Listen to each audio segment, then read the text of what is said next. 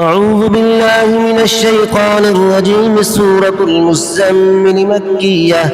بسم الله الرحمن الرحيم. يا أيها المزمل قم الليل إلا قليلا نصفه أو انقص منه قليلا أو زد عليه ورتل القرآن ترتيلا إنا سنلقي عليك قولا ثقيلا إن ناشئة الليل هي أشد وطئا وأقوم قيلا إن لك في النهار سبحا طويلا واذكر اسم ربك فتبتل إليه تبتيلا رب المشرق والمغرب لا إله إلا هو فاتخذه وكيلا واصبر على ما يقولون واهجرهم هجرا جميلا وذرني والمكذبين أولي النعمة ومهلهم قليلا إن لدينا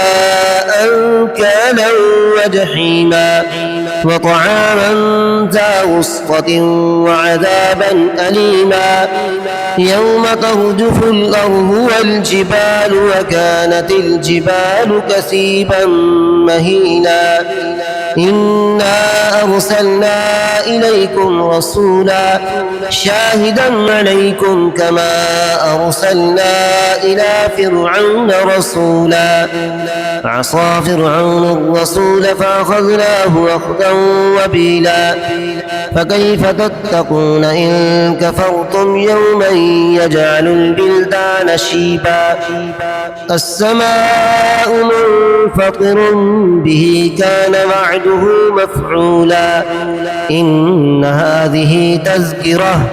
فمن شاء اتخذ إلى ربه سبيلا إن ربك يعلم أنك تقوم أدنى من ثلثي الليل ونصفه وثلثه وطائفة من الذين معك والله يقدر الليل والنهار علم أن لن تحصوه فتاب عليكم فاقرؤوا ما تيسر من القرآن علم أن سيكون منكم مرضى وآخرون يضربون في الأرض يبتغون من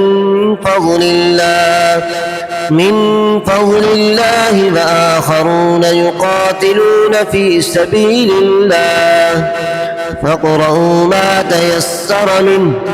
وأقيموا الصلاة وآتوا الزكاة وأقرضوا الله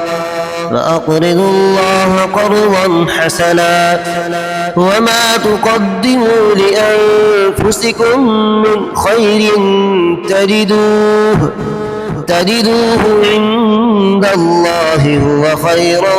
وأعظم أجرا واستغفروا الله إن الله غفور رحيم.